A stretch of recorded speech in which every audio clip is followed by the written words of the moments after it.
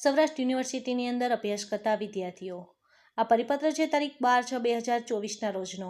આ પરિપત્ર દ્વારા જાણ કરવામાં આવે છે સૌરાષ્ટ્ર યુનિવર્સિટીની અંદર અભ્યાસ કરતા રેગ્યુલર વિદ્યાર્થીઓ સેમેસ્ટર 3, સેમેસ્ટર 5, સેમેસ્ટર 7 અને સેમેસ્ટર 9માં હોય તેવા રેગ્યુલર વિદ્યાર્થીઓના પરીક્ષાના ફોર્મ ભરવાની તારીખ જાહેર થઈ ગઈ છે. તો જોશું આપણે કઈ તારીખે પરીક્ષાના ફોર્મ ભરવાના શરૂ થશે તેના વિશે. તો આ પરીક્ષાના ફોર્મ ભરવાની માહિતી મેળવતા પહેલાં ચેનલને સબસ્ક્રાઇબ કરશો, વિડીયોને લાઇક કરશો અને વિડીયોના હેન્ડ સુધી જરૂર જોશો, જેથી આવનાર દરેક નવી અપડેટની માહિતી તમને જાણવા મળશે. તો જોઈએ આપણે કઈ તારીખે પરીક્ષાના ફોર્મ ભરવાના શરૂ થાય છે તેના વિશે.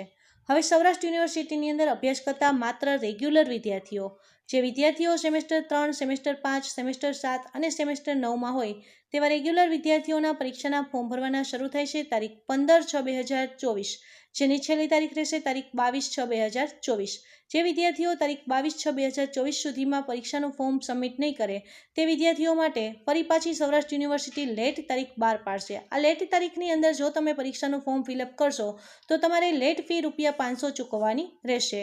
કોર્સ વાઇઝ પરીક્ષાની ફી અલગ અલગ રહેશે.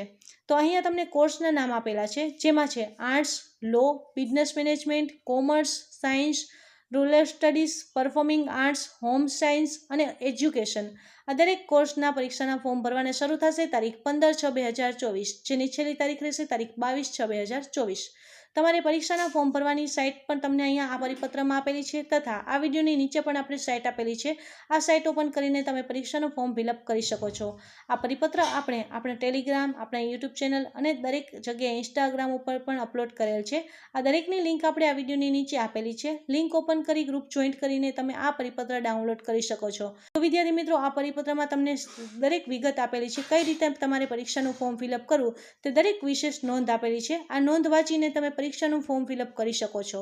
હવે વિદ્યાર્થી મિત્રો, આ વિડીયો દરેક વિદ્યાર્થીઓ સુધી જરૂર શેર કરશો, જેથી આવનાર દરેક નવી અપડેટની માહિતીઓ તેમને પણ જાણવા મળશે.